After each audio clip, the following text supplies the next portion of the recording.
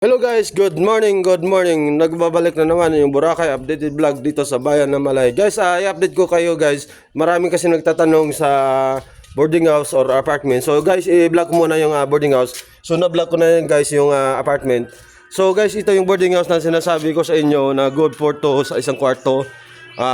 May-ari nito guys, si Numbuboy, Solano, Abayon Solano. So yung bahay niya guys, so mamaya i-vlog ko siya guys tungkol sa sakit niya kasi marami nagtatanong kung ano nangyari sa kanya. So akit ako guys sa itaas yung boarding house. Ito guys yung daan niya. So safe naman dito guys. So for family purpose naman siya. So akit ako dito sa second floor yung boarding house na sinasabi ko sa inyo. Ito guys. Ang ganda dito guys. Tahimikin lugar dito guys, safe dito. Sige, family naman dito yung may-ari. So dito guys yung boarding house niya guys. So ito yung room niya guys. So papasok ako dito sa room. So good for to naman siya.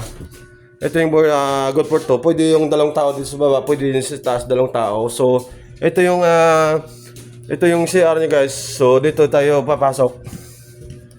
Ito naman yung CR niya guys sa loob. Yan. So walang CR yung room guys, pero maganda naman yung CR niya. Dala naman yung tubig kurente sa pag-upa nyo dito. So lahat ng room dito guys, ganun din kalaki. Yan siya oh. Yan.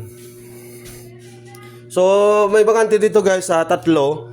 Ito yung isa. So good for 5 person yata to. To yan. So guys, sa nagtatanong ng mga boarding house, so update ko kayo mamaya para i-message ko na lang kayo. Ito, bababa na din ako. So i-vlog ko na lang si Tito Buboy.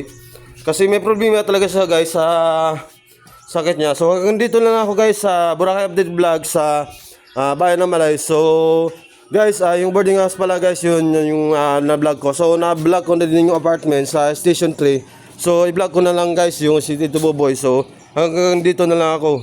Babush!